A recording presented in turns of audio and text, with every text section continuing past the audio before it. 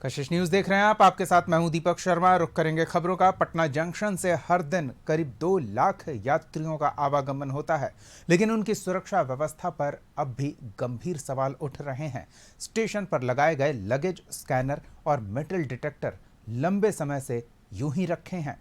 ऐसे में यात्री और उनके सामान की जांच नहीं हो पा रही। सुरक्षा को मजबूत करने के लिए लगाए गए ये उपकरण अब रखरखाव के अभाव में सिर्फ शोपीस बनकर रह गए हैं। जंक्शन पर है और पटना जंक्शन पर हर दिन करीब 2 लाख यात्री आते जाते हैं और कई ट्रेनें टर्मिनेट होती हैं। ऐसे में पटना जंक्शन पे यात्रियों की सुरक्षा को लेकर के अब बड़े सवाल खड़े हो रहे हैं। एक पिछले 2 साल पहले मेटल डिटेक्टर लगाए गए थे, बैग स्कैनर मशीन लगाया गया था, वो लेकिन अब बंद पड़ा है। देखिए, ऐसे में यात्रियों की सुरक्षा को लेकर के अब बड़े सवाल खड़े हो रहे हैं। पटना जंक्शन अब सवाल के घेरों में है। देखिए, इसी मशीन को लगाया गया था, ये बैग स्कैनर मशीन है, लेकिन यात्री जो है अब बिना स्कैन किए प्लेटफॉर्म तक पहुंच रहे हैं। ना ही कोई जीआरपी के पुलिस यहां तैनात है और ना ही किसी तरह की सुरक्षा व्यवस्था को लेकर के किसी तैनाती की गई है। देखिए, मशीन चालू है लेकिन स्कैन नहीं हो रहा है और बताया जाता है made in India, made in China, लेकिन मेड इन इंडिया मशीन लगा है, उसके बावजूद भी खराब पड़ा है। देखिए, यहां से मशीन चालू है लेकिन बैग स्कैनिंग जो है वो नहीं हो रहा है। ऐसे में असामाजिक तत्व जो है वो पटना जंक्शन पे घुस सकते हैं। पुलिस, जीआरपी पुलिस के लिए देखिए ये 2 कुर्सियां लगाई गई थी। इसी कुर्सी पे बैठ के जो जीआरपी के जवान है वो बैग स्कैनिंग करते थे और मेटल डिटेक्टर लगाया गया था जिससे यात्री सुरक्षित अंदर पहुंचते थे। लेकिन अब बड़े सवाल खड़े हो रहे हैं, क्या सुरक्षा व्यवस्था को लेकर के जो दानापुर रेल मंडल है वो अब तक इसे ठीक क्यों नहीं कर रहा है? हम लोग असुरक्षित हैं, असुरक्षित। क्या मांग करते हैं? इसको चालू किया जाए, वेंडिंग मशीन को चालू कीजिएगा तब ना सुविधा मिलेगी। सुविधा नहीं मिलेगी तो असुरक्षा है। लेकिन दावे तो कर रही है रेल मंडल चालू है।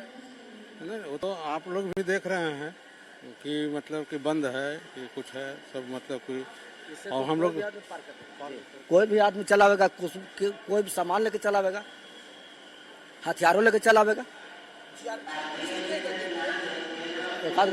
गेट पर तो नहीं, उधर देखिए घूम रहा है। देखिए, ये जो बैग स्कैनिंग मशीन है वो प्रवेश करने वाले यात्रियों को स्कैनिंग करके ही जाने दिया जाता था, लेकिन यात्री अब बिना बैग स्कैनिंग के ही अंदर पहुंच रहे हैं। ऐसे में इतना ही नहीं, प्लेटफॉर्म पे लगाए गए मेटल जो डिटेक्टर है वो भी लंबे समय से बंद पड़ा हुआ है। देखिए, दानापुर जो रेल मंडल है करीब 2 साल पहले ये सुरक्षा को मजबूत करने के दृष्टिकोण से ये मशीन लगाया था और ये उपकरण लगाया गया था, लेकिन ये जो बंद पड़ा है। रख रखाव का भी जो बात है वो सामने आ रही है। रख रखाव के अभाव के लिए सिर्फ ये बनकर एक रह गया है। देखिए, ये एक ऐसा मशीन बन के रह गया है कि सिर्फ यात्री इसे देख पा रहे हैं। ये एक म्यूजियम टाइप का बन के रह गया है। लेकिन ऐसे में रोजाना जो लाखों यात्री हैं वो आवाजाही करते हैं, इसके बावजूद सुरक्षा को लेकर के अब बड़े सवाल खड़े हो। देखिए, हम भी अभी पहुंचे हैं पटना जंक्शन पर, अब बिना स्कैनिंग के ही अंदर जा रहे हैं। ऐसे में कोई भी लोग जो है वो बिना स्कैनिंग के अंदर जा सकते हैं। अब सवाल यह है